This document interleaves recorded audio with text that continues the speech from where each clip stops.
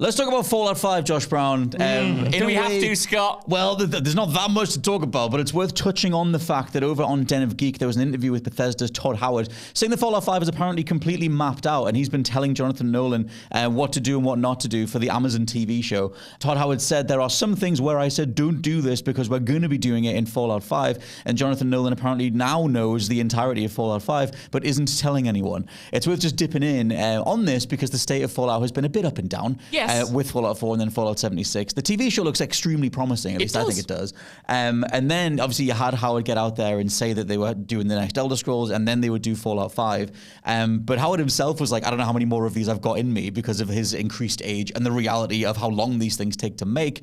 So there's reassurance that he knows what it is? Yes and no. Like, to me, honestly, I don't like them talking about these projects so far in advance, especially when it's just lines like this, which are essentially just reassuring you that, yeah, it's on their mind, and yes, it is coming at some point. Have you not learned your lesson from announcing the Elder Scrolls 6 way before Starfield was even ready to go? Like, we'll have been waiting for that game probably at least 8 years by the time we get to play it, and that's a conservative estimate. That's like really, if everything goes well, that's when we'll be getting it in like 2026. So them talking about Fallout 5, which realistically we're probably not going to get for another decade, again, at best case scenario, I just think, did they learn nothing from Fallout 4's launch? Like, yeah, I know a lot of people didn't necessarily love that game or think it was on the level of Skyrim or Fallout 3, but them announcing it 6 months before and having that really rapid hype cycle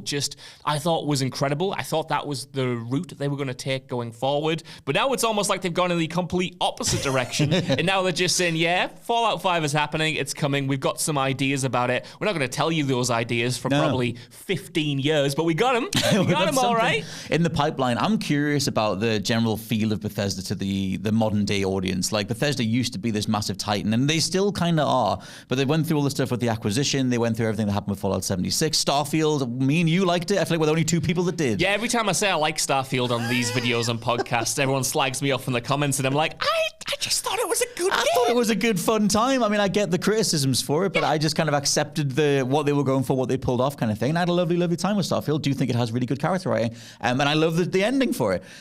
But yeah, the way that Bethesda have gone, it makes me wonder whether they are this big head-turning thing like they were in the run-up to Fallout 4. Like, you couldn't move for the amount of people being psyched for Fallout 4. Yeah. And that was such a reset, potentially. And maybe it was always only going to go that way. Maybe the hype was too big and it was never going to capitalize on that. But I'm curious, does all that stuff happen again with Fallout 5, or have people been wounded too many times now? I think it's going to depend on the Elder Scrolls, actually. With that being their next game, with Skyrim still being so beloved today, and the Elder Scrolls brand as a whole, obviously, but it was Skyrim that really rocketed them up to, rock star levels in terms of mainstream popularity. Like, Fallout 3 was, of course, a big deal, but Skyrim changed the world. It changed video games. It changed RPGs in a way. So Elder Scrolls 6 has so much riding on it, and that's either going to be a blessing or a curse. It's either going to mean that a lot of people are looking forward to it, so we'll be just pleased they have another Elder Scrolls game to play it, or people are going to be more harshly critical on it because they're looking for the next Skyrim. And like you said, can Bethesda do they even have another Skyrim in them? Do they even know what they're supposed to deliver as well? Like, I'm not as sour on Bethesda as other people are. They had a spotty decade, absolutely. Fallout 4 could have been better, but I still really loved it. Starfield could have been better, but I still really loved it. I think if our expectations are a little bit lower, and we're not expecting another Skyrim or another Fallout 3, like, I think, they're still capable of making good games. It's just the question of, do they deserve to be in the conversation amongst other RPG greats in their current form? That's something that is definitely worth discussing, because I think they currently are making very good 8 out of 10 games. And that's fine, man. That's better than most. That's true. And I think there's a lot of charm that comes through them as well. The character, like I said, the character writing, the world building is all so spot on. There was a lot of stuff that I really liked about Starfield.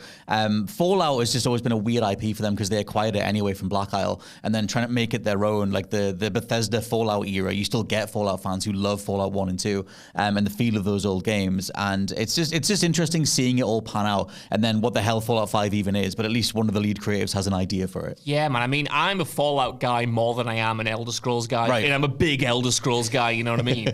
But Fallout, for me, Fallout 3 changed my life. Like that, its approach to post-apocalyptic fiction just got me into post-apocalyptic fiction as a whole. Like, got me reading books like The Road, got me seeking down post-apocalyptic films. And New Vegas is my favorite game of all time. Not made by Bethesda, of course, but that kind of continued my love of it. And like I said, I really love Fallout 4. I just worry that it's a long time between installments by the time Bethesda get around to making this. And I know they own the franchise. They bought it, like you said. To them, it's probably one of their babies. But, you know, I just don't know why they don't give us another New Vegas. Like, lend this IP out to another studio. Obsidian. It doesn't even, oh, yeah, I mean, specifically Obsidian I'm talking about here. But it doesn't even have to be an RPG in their style. Like, it could be something radically different. It could be a return to the isometric Fallout 1 and 2 style gameplay experiences. Something that doesn't necessarily infringe on what they're doing, but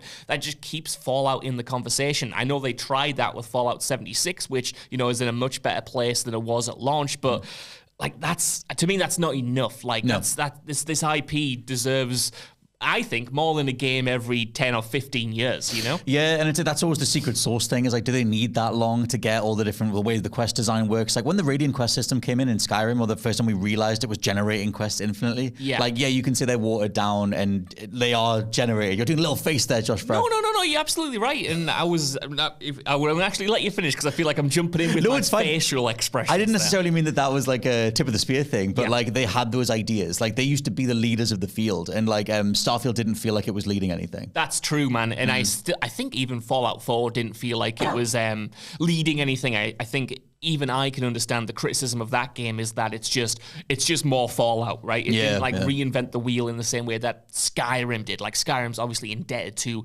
Oblivion and previous games even before that, but it felt like it was really innovating on those ideas, taking them to a next level, whereas Fallout 4, as much as I love it, is kind of just Fallout 3 with more color and building mechanic. The god rays. Stitched onto it, yeah. Amazing god rays. And really lovely vault suit in that game. I can't remember what I was going to say. Yes, your point on, like, can they do this quicker? Like, is it too long of a time?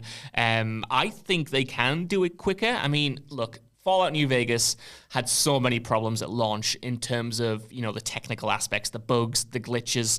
It's kind of unforgivable in a way, but that game was made in 18 months. That game was made on an insane turnaround. And even if, you know, Obsidian had 3 years to make it, which is way more rapid than what Bethesda is currently going on schedule-wise. Like, you might have been able to iron out those bugs and make a game that hits those 9s out of 10s on Metacritic, you know, because the core of Fallout New Vegas, the fact that that was made in 18 months, obviously it's built off the engine from Fallout 3, so a lot of the work was already done there. Like, that's an incredible game, and that is iterative. So I think, like, if Bethesda is making games currently that are more iterative than revolutionary in terms of their mechanics and their technology and stuff, like, yeah, would we take smaller, more focused games over something as sprawling as Starfield, which has 1,000 planets, but only a handful of them have really interesting content? Yeah, that was the whole No Man's Sky thing at the beginning as well. It's I think it's interesting, that whole idea of the ball that Bethesda set rolling, the idea of like this huge world, and obviously as technologies have advanced and the console cycles have played out and everything,